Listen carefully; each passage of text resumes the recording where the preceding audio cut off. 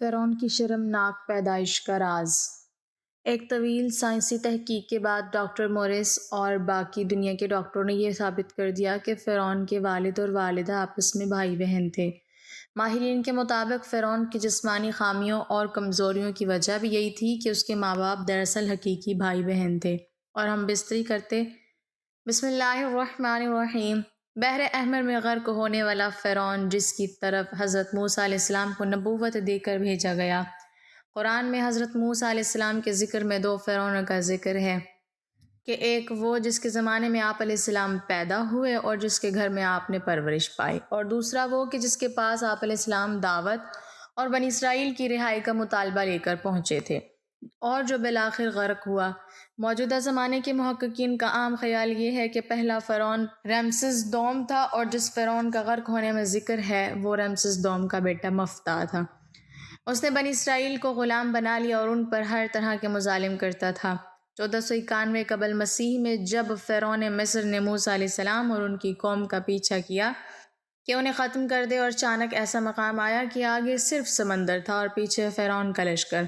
بھاگنے کا کوئی راستہ نہ تھا، تب اللہ نے حضرت موسیٰ علیہ السلام کو حکم دیا کہ اپنا عصا مبارک سمندر میں مارو۔ انہوں نے ایسا ہی کیا، اور دیکھتے ہی دیکھتے سمندر دو حصوں میں بٹ گیا اور اتنا لمبا راستہ بن گیا کہ پوری بنی اسرائیل کی قوم اپنے مال و اسباب سمیت وہاں سے گزر گئی۔ مگر جب فرعون مصر، جو کہ خود کو خدا کہتا تھا، اور اس کے لشکر نے گزرنے کی کوشش کی تو سمندر واپس آ کر مل گیا جیسے پہلے موجود تھا، اور سارا کا سارا لشکر فرعون سمیت غرق ہو گیا۔ اس طرح سے ڈوب کر مرنے کے بعد سمندر نے صرف فرعون کی لاش کو سمندر سے باہر پھینک دیا، جبکہ باقی لشکر کا کوئی نام و نشان نہ ملا، اور یوں آہستہ آہستہ کر کے وقت گزرتا گیا۔ مصریوں میں سے کسی شخص نے ساحل پر پڑی اس کی لاش کو پہچان کر موجودہ فرعون کے دربار میں بتایا، سو فرعون کی لاش کو محل پہنچایا گیا۔ درباریوں نے مسالہ لگا کر اسے پوری شان و شوکت اور احترام سے تابوت میں رکھ کر محفوظ کر لیا۔ کمال کا اتفاق ہے کہ پوری زمین پر اس وقت صرف ایک وہی قوم تھی جسے مسالہ لگا کر لاشوں کو محفوظ کرنے کا ہنر آتا تھا۔ ایسا لگتا ہے کہ جیسے اس قوم نے اسی دن کے لیے ہی سب کچھ سیکھا تھا۔ فرعون مصر کی لاش کو مسالہ لگا کر محفوظ کرنے کے عمل کے دوران ان سے ایک غلطی ہو گئی، اور وہ یہ غلطی تھی کہ فرعون کیونکہ سمندر میں ڈوب کر مرا تھا، اور مرنے کے بعد کچھ عرصہ تک پانی میں رہنے کی وجہ سے اس کے جسم پر سمندری نمکیات کی ایک تہ جم گئی تھی، سو مصریوں نے اس کی لاش پر نمکیات کی وہ تہ اسی طرح سے رہنے دی اور اسے ایسے ہی مسالہ لگا دیا۔ وقت گزرتا گیا، زمین و آسمان نے بہت سارے انقلابات دیکھے، جس کی گرد کے نیچے سب کچھ دب گیا، حتیٰ کہ فرعونوں کی حنوط شدہ لاشیں بھی زمین کی تہوں کے اندر چھپ گئیں۔ ان کے نام صرف کتابوں اور ان کی تعبیرات شان و شوکت لوگوں کے ذہنوں کے اندر ہی رہ گئے، اس کے علاوہ ان کا بنایا گیا سب کچھ ختم ہو گیا۔ اس واقعے کے 2000 سال کے بعد اس دنیا میں اللہ کے آخری نبی حضرت محمد مصطفیٰ صلی اللہ علیہ وسلم تشریف لائے، اور ان پر نازل ہونے والی آخری کتاب کے اندر انسانوں کی عبرت کے لیے فرعونوں کے قصے بڑی تفصیل کے ساتھ بیان کیے گئے۔ اور اسی سلسلے میں فرعون کے جسم کو محفوظ کرنے کے بارے میں بھی ایک آیت نازل ہوئی، جس کے اندر اللہ پاک نے واضح طور پر فرمایا، ہم تیرے جسم کو آنے والے انسانوں کے لیے عبرت بنا کر محفوظ کر لیں گے۔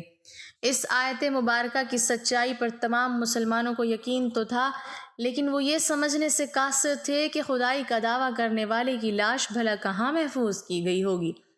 اسے کیسے عبرت کا نشان بنایا جائے گا، کون اس کی تصدیق کرے گا۔ یہ اتنا نازک معاملہ تھا کہ ذرا آپ خود سوچ کر دیکھیں کہ قرآن پاک کے اندر بیان کیے گئے اللہ کے تمام الفاظ میں سے اگر صرف یہ ایک آیت مبارکہ بھی یا اللہ کا یہ دعویٰ نعوذ باللہ غلط ثابت ہو جاتا تو غیر مسلم کفار کے سامنے مسلمان کس منہ سے باقی قرآنی آیات کا دفاع کرتے؟ مگر یہ اللہ تعالیٰ کا کلام ہے جس کے اندر شک کی کوئی گنجائش نہیں، اس لیے ہر دور کے اندر اس نے اپنے آپ کو اور اپنے ایک ایک لفظ کو منوایا ہے۔ 1871 میں مصر کے ایک شہر الکورنیا سے تعلق رکھنے والے غریب اور معمولی چور احمد عبد الرسول کو فرعونوں کی حنوط شدہ لاشوں کی طرف جانے کا خفیہ ترین راستہ مل گیا۔ یہ بس اتنا چاہتا تھا کہ فرعونوں کی لاشوں کے ساتھ موجود قیمتی سونا چاندی، ہیرے موتی وغیرہ کو چرا سکے۔ یہ دریائے نیل کے کنارے تبیسہ کے مقام پر بیٹھا تھا، منصوبہ بنا رہا تھا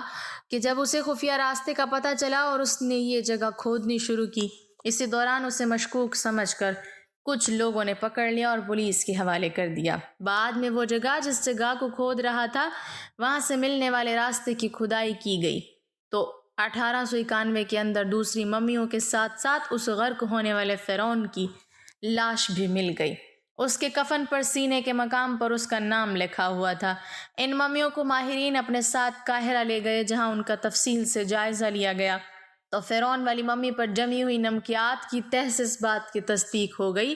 کہ یہ وہی فرعون ہے جسے پانی میں غرق کر کے نشان عبرت بنانے کا وعدہ کیا تھا۔ پوری دنیا میں کھلبلی مچ گئی۔ اس کی تصدیق کے لیے پوری دنیا کے آثار قدیمہ کے ماہر اور سائنسدان مصر کی طرف چل پڑے۔ مختلف سائنسی ٹیسٹ کرنے کے بعد دنیا بھر کے سائنسدانوں نے تصدیق کر دی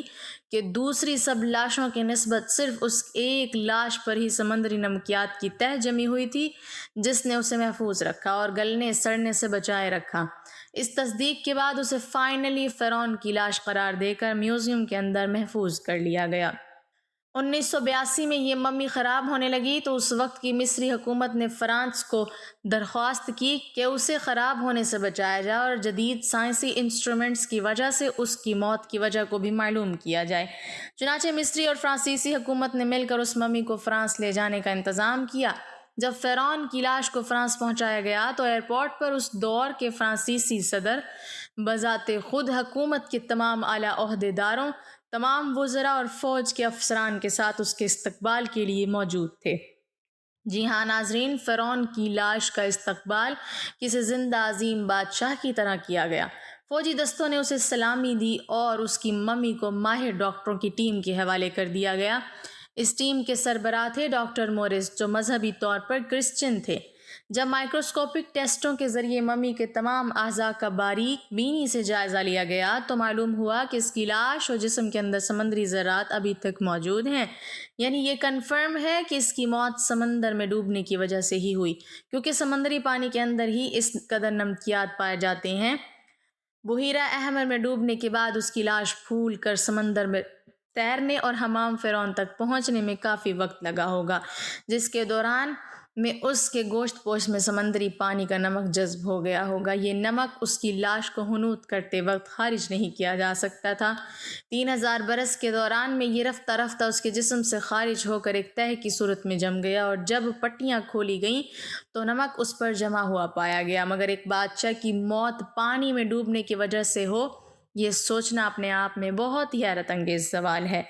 کیونکہ ایسے عظیم بادشاہ اپنے ساتھ نرم بستروں پر خوبصورت لباسوں میں سونے، چاندی، ہیرے موتیوں کے ساتھ جڑے اعزاز کے ساتھ دفن کیے جاتے ہیں، اور یوں مرنے کے بعد دفنانے تک ان کی شان و شوکت اسی طرح سے قائم رہتی ہے جیسے زندہ بادشاہوں کی۔ ڈاکٹر مورس کے لیے بھی یہ حیرت کی بات تھی، اور اسی تجسس میں اس نے اس کی ممی کے بارے میں مزید جاننے کی کوشش کی تو اسے معلوم ہوا کہ اس بات سے حالات مسلمانوں کے نبی حضرت محمد صلی اللہ علیہ وسلم پر نازل ہوئی کتاب قرآن پاک کے اندر آج سے 1400 سال پہلے تفصیل سے درج ہے۔ اسے پتا تھا کہ جہاں سے یہ لاش ملی ہے وہ ایک اسلامی ملک ہے، چنانچہ تجسس کے ہاتھوں مجبور ہو کر وہ مصر پہنچا، کیونکہ یہ ایک سائنسدان تھا، اس لیے اس نے مصر کے ایک سائنسدان سے ملاقات کی۔ اس میں قرآن پاک کھول کر سورہ یونس کی آیت نمبر 90-92 کا ترجمہ لفظ بلفظ سنایا، جس میں فرعون کی خدائی کا دعویٰ، اس کا پانی میں ڈوب کر مرنا اور پھر پانی سے نکال کر اس کی لاش کو محفوظ کرنے کا وعدہ اللہ تعالیٰ نے واضح طور پر کیا ہوا ہے۔ ان قرآنی آیات کا اشارہ بالکل واضح تھا اور صرف ایک جانب تھا کہ تجھے میں مرنے کے بعد آنے والوں کے لیے محفوظ کر کے عبرت کا نشان بنا دوں گا۔ ڈاکٹر مورس نے جب اس قرآنی آیت کا ترجمہ پڑھا تو بے اختیار چلا اٹھا کہ بالکل قرآن ایک سچی کتاب ہے، اس کا ایک ایک لفظ اور اللہ کے پیغمبر حضرت محمد صلی اللہ علیہ وسلم سچے ہیں۔ اسی وقت کلمہ پڑھا اور مسلمان ہو گیا۔ قدیم مصر کے اس فرعون کو عام طور پر ایک جسمانی بادشاہ کے روپ میں پیش کیا جاتا ہے جو بڑے رعب و جلال والا اور مضبوط جسم کا مالک تھا، لیکن ایک طویل سائنسی تحقیق کے بعد اب اس کی اصلیت دنیا کے سامنے آ گئی ہے، کیونکہ ماہرین آثار قدیمہ، تاریخ دانوں، سائنسدانوں اور میڈیکل سائنس کے ماہرین نے مل کر مصری شہر کے اندر فرعون کے مقبروں کے شہر میں موجود ڈھانچے پر جدید ٹیکنالوجی سے ریسرچ اور سپر کمپیوٹر کی مدد سے جسمانی نقوش کی مدد سے اس کے جسم کے خد و خال کی تصویر کو تیار کیا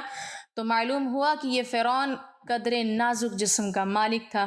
اس کا بایاں پاؤں ٹیڑھا تھا اور بیماری اور کمزوری کی وجہ سے وہ چھڑی کے سہارے چلتا تھا۔ اس کے باپ اور اس کی ماں کے ڈی این اے کے نمونے سے یہ ثابت ہوا کہ اس کے ماں باپ آپس میں بہن بھائی تھے۔